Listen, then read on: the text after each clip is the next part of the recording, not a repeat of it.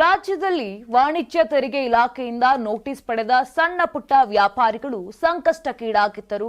ಮುಷ್ಕರ ನಡೆಸಿ ರಾಜ್ಯ ಸರ್ಕಾರದ ವಿರುದ್ಧ ಆಕ್ರೋಶವನ್ನ ವ್ಯಕ್ತಪಡಿಸಿದ್ದರು.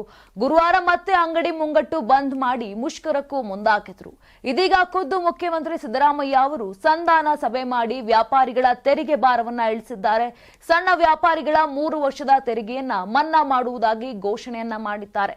ಇನ್ನು ವ್ಯಾಪಾರಿಗಳಿಗೆ ಜಿಎಸ್ಟಿ ನೋಟಿಸ್ ನೀಡಲಾಗಿರುವ ಹಳೆಯ ತೆರಿಗೆ ಬಾಕಿಯನ್ನ ಮನ್ನಾ ಮಾಡಲಾಗುವುದು.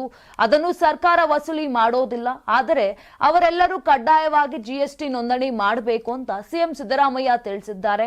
ಇನ್ನು ಯುಪಿಐ ವಹಿವಾಟು ಕೈಬಿಟ್ಟರೆ ವ್ಯಾಪಾರದ ಮೇಲೆ ಪರಿಣಾಮ ಬೀರಲಿದೆ.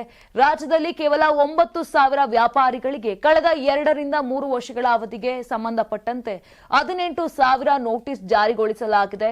ವ್ಯಾಪಾರ ವಹಿವಾಟುಗಳನ್ನು ಕಾನೂನುಬದ್ಧವಾಗಿ ನಡೆಸಲು ಸರ್ಕಾರ ಎಲ್ಲಾ ನೆರವು ನೀಡಲಿದೆ. ತೆರಿಗೆ ಸರಿಯಾಗಿ ಪಾವತಿಸಲು ಸಹಕಾರವನ್ನ ನೀಡಲಿದೆ. ಇನ್ನು ವ್ಯಾಪಾರಿಗಳಿಗೆ ತೊಂದರೆ ನೀಡಬೇಕೆನ್ನುವುದು ಸರ್ಕಾರದ ಉದ್ದೇಶವಲ್ಲ ಅಂತ ಸ್ಪಷ್ಟಪಡಿಸಿದ್ದಾರೆ.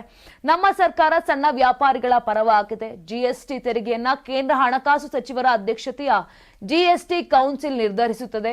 ಈ ತೆರಿಗೆ ಸಂಗ್ರಹದಲ್ಲಿ 50% ರಾಜ್ಯಕ್ಕೆ ನೀಡಲಾಗುತ್ತದೆ. ದೇಶದಲ್ಲೇ ಕರ್ನಾಟಕ ಜಿಎಸ್ಟಿ ಸಂಗ್ರಹದಲ್ಲಿ 2ನೇ ಸ್ಥಾನದಲ್ಲಿದೆ. ಸರ್ಕಾರ ಪಾರದರ್ಶಕವಾಗಿ ಕಾರ್ಯವನ್ನ ನಿರ್ವಹಿಸಲಿದ್ದು ಯಾರಿಗೂ ತೊಂದರೆಯಾಗದಂತೆ ಖಾತ್ರಿಪಡಿಸಲಾಗುವುದು ಅಂತ ಅಭಯವನ್ನ ನೀಡಿದ್ದಾರೆ ಸಿಎಂ ಸಿದ್ದರಾಮಯ್ಯನವರು.